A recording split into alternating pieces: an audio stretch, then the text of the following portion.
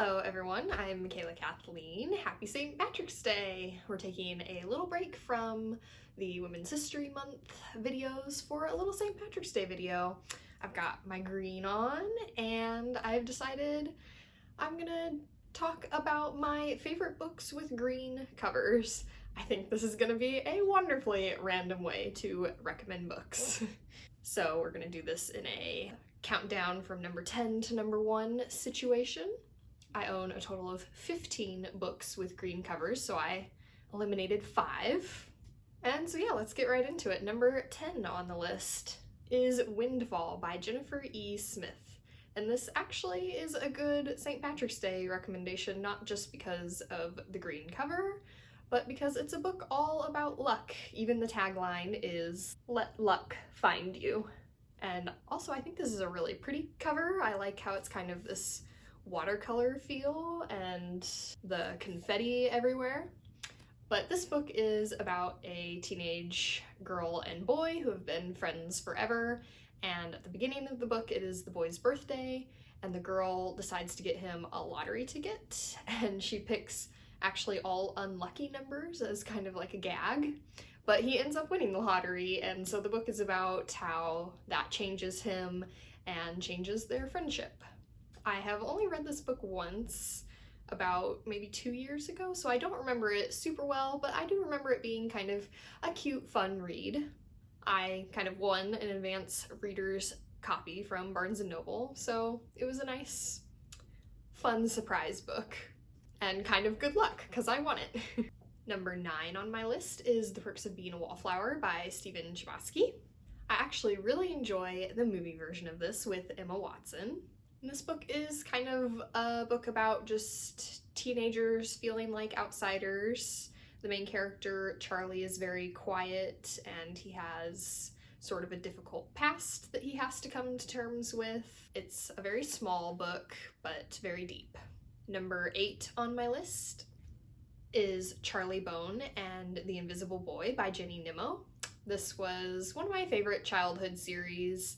It's kind of similar to Harry Potter. This was my favorite book in the series. I always liked snakes as a little kid, so I liked this snake that can turn invisible.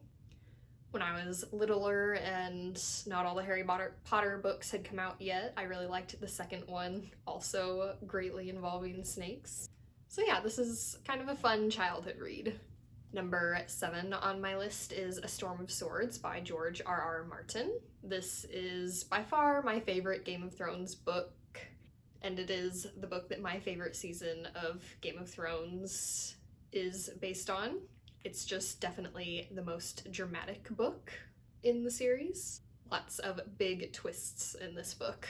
Number 6 on my list is the Land of Elyon series, Book 1, The Dark Hills Divide by Patrick Carman.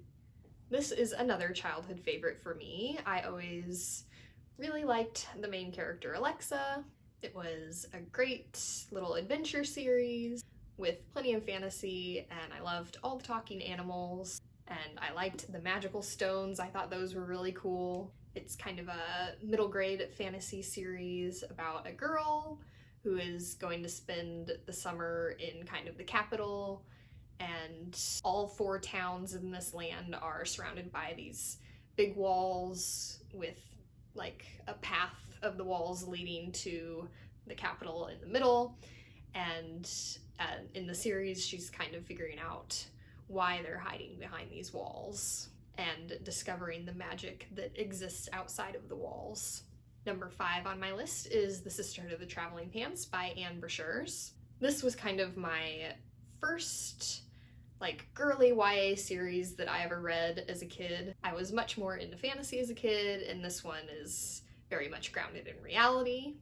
But I think part of the reason I really enjoyed this, even though it was kind of not yet one of the genres that I enjoyed a lot as a kid, was that my best friend was also super into this series. This series is about 4 friends who find a pair of pants that magically fit them all, and it is the first time that they're going to be spending a summer apart, so they decide that they will mail the pants to each other along with letters relating the experiences they're having while they're apart.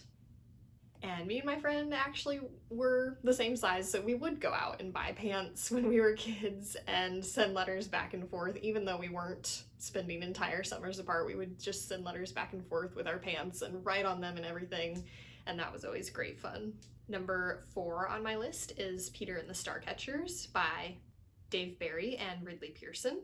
This is a Peter Pan spin-off. It is a prequel, so it's showing Peter before he gets to Neverland, when he is still in London, and kind of showing the journey of how he gets there and how some other familiar characters get there. This was a really, really fun series for me as a kid. I've always loved Peter Pan, so it was great to have this whole big fantasy series to show all of this Peter Pan before Peter Pan. Number 3 on my list is Fangirl by Rainbow Rowell. This is a book about a girl who's going to college for her freshman year, and it's her first time living away from home, and she had been planning to room with her twin sister, but her twin sister has decided that she wants to have a very different college experience than our main character. Our main character is very shy, and her twin sister is much more outgoing and decides she wants to go off on her own and be able to party and meet new people, and so they don't end up rooming together, and our main character kind of has to learn how to function on her own. And it's a wonderful story for book readers. The main character is a fan fiction writer and is a big fan of a series that is sort of meant to mirror the Harry Potter series in our world. And there's a very, very cute, warm romance at the center of the story as well. Number 2 on my list is Inheritance by Christopher Paolini. This is the final book in the Inheritance series, the first one being Eragon, of course, and this is about a boy who discovers a dragon egg and becomes a dragon rider, and he has to fight the evil king. This was a huge series in my childhood.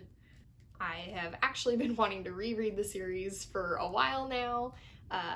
They just came out with a little companion book, The Fork, the Witch, and the Fork, the Witch, and the Worm, which came out quite a while ago now, so I've been wanting to reread this series before reading that because it's been quite a long time. I've read Eragon many times, so I remember it pretty well, and I remember the second one quite well, but the third, and especially the fourth one, I don't remember very well. I'm pretty sure I've only read this one once, maybe twice, and I definitely have not read it since either since it came out or since maybe like a year after it came out, if I did do a reread, which I can't remember for sure if I ever did. So yeah, I definitely need to refresh my memory before reading that companion book, but the TBR is just so long I haven't gotten to it yet, but pretty soon I will be rereading this finally. And the final book on the list of my favorite books with green covers, number 1 is Harry Potter and the Half-Blood Prince by J.K. Rowling. Harry Potter is my favorite series of all time, so of course this one had to be the number 1 spot. This was my favorite Harry Potter book until the 7th one came out, and the 7th one then became my favorite. But I really love this one. I think this might be the first book that I really cried a lot at, which I think we all know which spoiler I cried about, a very famous spoiler, but I won't mention it just in case. And so yeah, I really love this book, and also just a really beautiful cover. I like covers that kind of have implied light to them, kind of like how the Dark Hills Divide has with the stone all lit up there. So yeah, these are my favorite books with green covers. Happy St. Patrick's Day. I hope you enjoyed the video, and thanks for watching. Remember, words matter.